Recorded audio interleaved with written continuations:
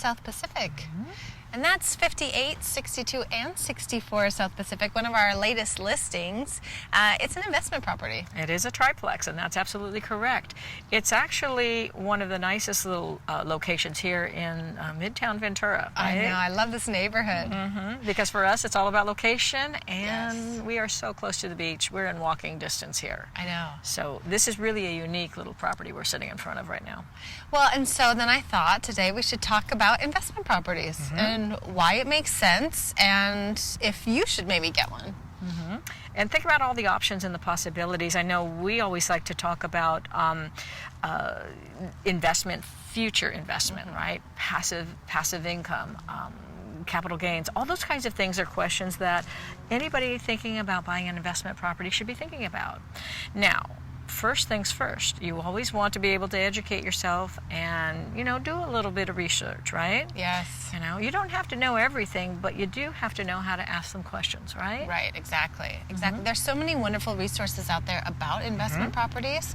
But, I mean... And number one is realtors. Yeah. We do know about those investment properties. That's true. But to your point, But the main thing is that this is how people that have a lot of wealth build their wealth.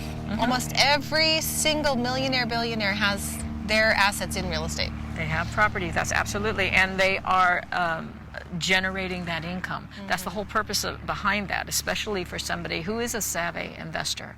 But what about people that aren't, they don't have multiple units. There's just individuals like you or I who might want to build that type of wealth. Right. This is good opportunity here. Yeah, and I think people think, okay, if I'm going to buy an investment property, I'm going to have to buy a 16-unit building. No. You can just start with something as simple as a house and rent a bedroom, or a duplex or triplex. Absolutely, even a condo. Start small. If you're an individual who's thinking about the future and actually putting some money into assets that are going to generate that income later, absolutely start small. Right. But even with something like a triplex, you could live in one side, right?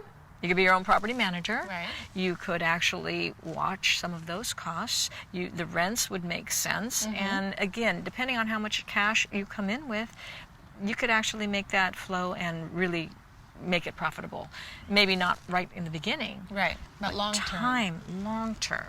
You're already paying rent. Why not use that rent money to grow your own wealth over time? Use the appreciation of the property. Make it work for yourself, exactly. And that's really what it's all about in investment, is making the money work.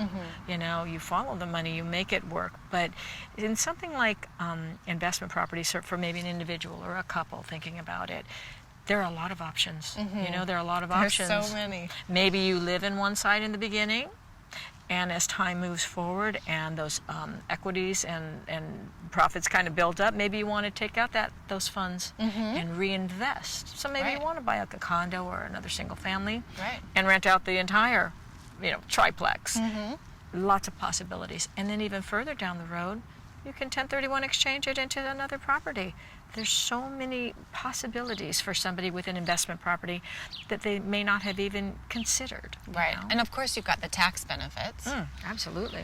Just being able to write off those expenses that you would be doing for your own house, but you can now write them off as expenses for this business that you have created for yourself. So improving a property, having tax write-offs, and growing wealth. Sounds good. I know. What sounds like a no-brainer. But again, one of the things that I hear people say though all the time is, well, I wouldn't want to do that because I like my own personal space. But you have neighbors. You have neighbors. You're probably in a rental right now, an apartment or a house. There's people next door. What's the difference? All you have to do is just focus on creating a personal space if that's important to you. Absolutely. So whether that's sectioning off the yard with some fences, whether that's adding extra insulation between the walls. I mean, I know we've done that before, adding extra insulation so that you can't hear what's going on next door. It doesn't even faze you. It doesn't even feel like there's someone there. It's creating your own space, whatever that may be, and creating maybe if there is a common area, at least something that is workable and doable and enjoyable. So not only do you have your property, but you want to enjoy it too. So I think that exactly what you're talking about is spot on. I think that's a really great idea while you're building that equity and time. absolutely utilize a property to your own personal benefit. And you can do this even if you didn't purchase an investment property. If you bought that 4-bedroom house in the suburbs, but you look at it and you've got either, a little guest house in the back, or you have a bedroom that's downstairs that has its own separate entrance, why not turn that into a short-term rental, or turn that into, renting to a college student or somebody in the neighborhood that just needs a spot? I love it. I mean, you could gain income from your own primary residence. So true. And turn it into a business. Get you thinking. And start out on a smaller scale. Yeah. So you're right. You don't jump into 16 units. Right. We're starting with that room. We're starting with maybe an ADU on the property, or a guest house, or a property that could really turn some income.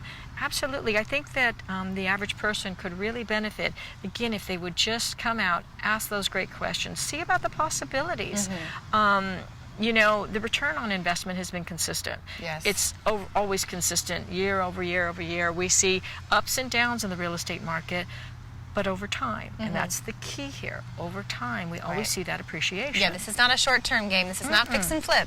This is a long-term appreciation So game. you have to have the focus of a bigger picture, which, again, if you do a little bit of educating yourself and asking these good questions, what does it look like for me 20, 30 years down the road? Right. You'd be really surprised how much you can actually gain and create that kind of retirement that you might want. Yeah, absolutely. So you could take that money, so once you've bought your property, maybe you've lived in it for 2-3 years, the prices have increased, so you've got the appreciation. You could either redo that mortgage so that you're either taking the money out, or you could even just lower the payment. So you've got a lower payment, and then you think, okay, well, now with this lower payment, I have more cash flow. I could rent my unit out, get even more cash flow, and then I can go and purchase my forever home or my next investment property. It's the options. It's the options that are available to you, and that absolutely depends on how and what way you're going to go with that. But it's pretty amazing just to think, I can do that. I can buy or switch it over to another property, maybe something in better shape. Maybe if you had a 3-plex, you want a 4-plex. Right. Just continue to build on it. But it's like making the property work for you.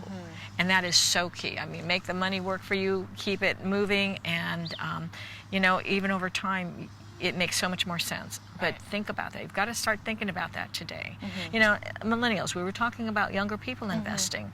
They've never seen markets like we saw, when it did crash, 12 years ago. They were just too young simply to be investing. Right. But they're not too young right now.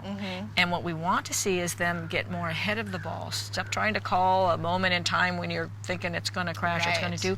Get ahead of that curve. Make sure that you can secure property that really would make sense. When that market did have its angst 12 years ago, money was hard to get. Right. Loans just weren't as easy. Guidelines really changed. Money's easy right now. Right. The interest rates are reasonable.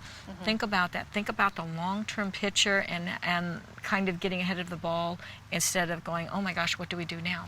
It reminds me of that quote, the best time to buy real estate is 5 years ago. That is so true. You have to get in the game now if you want to. That 5 years ago is right now today. Right. Look at the benefits. Look at the options. You're going to miss out. Now, some people right now are a little freaked out because interest rates are rising. We are seeing a change in that market. But what is so important to understand is if the numbers make sense, the numbers make sense. That's right. That's right, if the numbers make sense.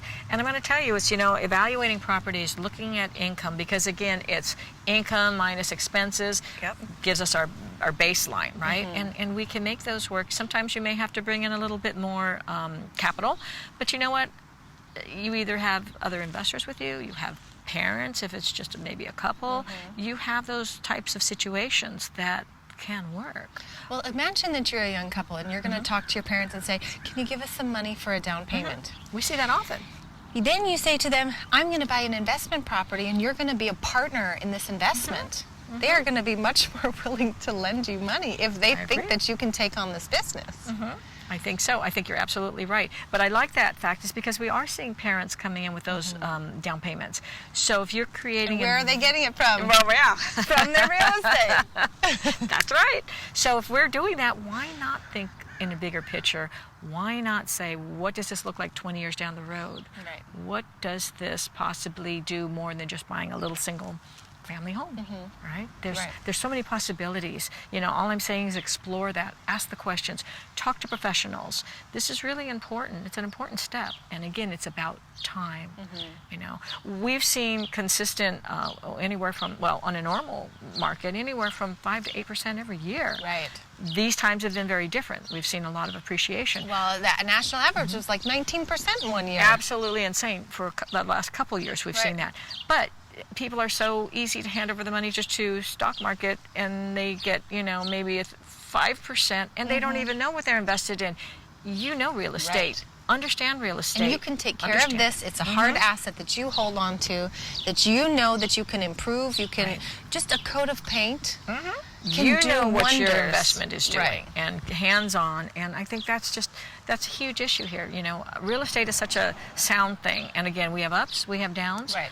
But overall, since the beginning of time, we have this beautiful incline on what we see in our real estate And you have market. a lot more control. You're not running those companies of the stocks that you're invested in, but you're running this business. You are CEO right here and in charge. And what's wonderful too is it always falls back to us for location. True. Again, but being where we're at, so beautiful, and it's coastal. Well, I think so. What do you look at when purchasing an investment property? So many people are just focused on, well, these numbers have to match in this moment, right now, today. Has to pencil out, and that's not accurate right now. No, not with 19% increase that we've seen for the last year, and the same for the year before that. Yeah, and so when you look at a property, you really have to evaluate what you think the appreciation is going to be in the future. So if you have, if you're going to pay this much in rent, you might as well put it towards something, even if you have to pay a little bit more, that you are gaining that appreciation with. You're not going to get appreciation with rent. You're just going to get higher rent payments. Exactly, and so true. And we've talked about utilization of properties in different ways, like Airbnb. Right. That is a very wonderful income that kind of adjusts and it moves. It's still a business. You're still the business owner. You're making these properties work as best as they possibly can, and that takes time to really understand how best to use that property. Right. So it just takes some education and understanding, asking questions, getting a bigger financial picture. But don't you think that's a great idea for the use of property? We're looking at great rents. We're looking at income that consistently goes up. Well, and what you do today doesn't have to be what you do tomorrow. Correct. So if you need a ton of cash coming in right away, maybe you do an Airbnb right away. Then as time goes on and you maybe need to simplify your life, or you've moved to another area, you can't manage it, then you switch to a longer term renter. Especially if we were talking about doing a refi or something, extending it out, bringing the payment down. Now we just need renters, So again, it's all about just knowing the market and understanding what best suits my need in a property. I think location is probably one of the biggest factors when buying real estate. I mean, everybody says location, but you really need to find a space that is going to appreciate the way that you want it to, and one of the best ways to do that is to look at big companies that have invested in that space also. That's true. If there's a Starbucks in that neighborhood's going up in property value. The other thing about big companies and that has to do with employment too. So you want to find places that are going to be rentable at really nice top-end price points. So what is the employment situation? Where is the community? What does it offer? How far is it to larger metropolitans? All that stuff is really interesting, and they're just questions. Keep asking and asking and asking. Right. Keep asking questions and keep learning. Keep learning. So true. Yeah, talk to your realtor, and then also talk to your mortgage person. Sure. What are the programs that I could be, utilizing for this? Absolutely, because you know what? There are some very good short-term plans, again, that will require taking a property and doing something within 10 years, and maybe in some cases 5. Right. But again, the picture, like you mentioned earlier, changes. What are we doing now? Maybe we're living in part of it. Now we're going to move out and make it a complete income property, all units. You don't know. So financing can change as well. Pulling money out, changing up a property to a different location. So many wonderful things that you can do. Once you're in the game, you start to learn how the game is played, and you become a better player. If you're not in the game, you're on the sidelines, you're never going to know what it's like to be in the game. How many people do we say, wow, wish we would have bought then, wish we would? Yep. We hear that all the time. Well, you know what? Then you need to get in the game. Right. You need to get in the game and at least play, make it work for you. But just sitting on the sidelines, it's not going to work. No, it's not going to work that way. No, you just lose And, a lot of money. as another thing, I've talked to many investors, and they always say, I wish I never had sold X. It's always, I wish I never had sold X. And that's so true, except if you can invest into something better, bigger and better. I think they forget about that part. Yeah. Because they didn't just sell X. I mean, something moved it along. Right. I've seen where people will start with something, but they do move those funds. Right. And they move it along. But it's all about growth and time. It's all about time.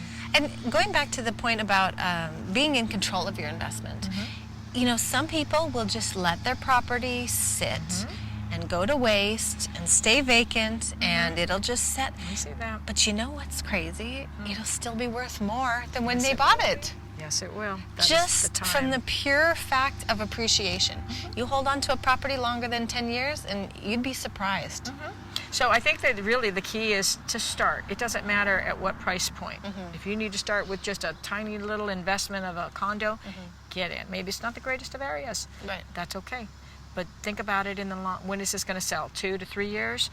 5 years? Airbnb used to it was started as like a couch surfing. That's right. So you don't even have to have a separate place. If you're comfortable, you can have people rent a bedroom from you. That is Rent so a true. couch from you. I remember one guy I listened to, he started house hacking. So he was able to get the money for his first house. It was 4 bedrooms. Yeah. He rented every single bedroom out and he slept on the couch. I love that. Now that's an entrepreneur. Right? I like that. He knew where that money was coming from. Exactly. And utilized every bit of it. Every single Smart. penny. And he had enough money then coming in that he could buy another one and then another one. And then you just start building. Make the money work for you. Right. Key. So we've got this listing. We have this listing. I think that there's so many possibilities here. So especially if we turn over 2 vacant units, somebody could Yes. come in and have some great ideas here. You could live in one, you could Airbnb the other, rent it all out. Right. So many good choices, And if you need investor partners, always possible. Right, exactly. Well, if you have any real estate questions for us, please put them in the comments below. We'd love to answer them.